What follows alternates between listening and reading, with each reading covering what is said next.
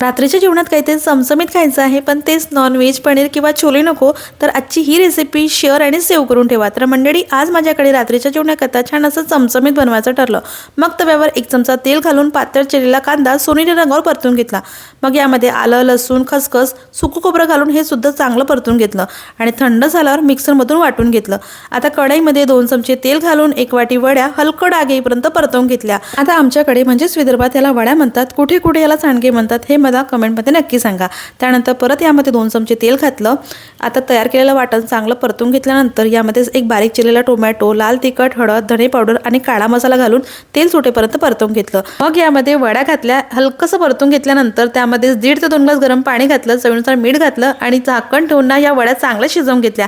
बघा काय मस्त चमचमीत आपली वड्यांची भाजी तयार झाली. वरून कोथिंबीर आणि कसुरी मेथी घातली. लगेचच मी इथे भात आणि पोळ्या सुद्धा करून घेतल्या. तर आजचा हा रात्रीचा बेत तुम्हाला कसा वाटला कमेंटमध्ये नक्की सांगा. आवडल्यास लाईक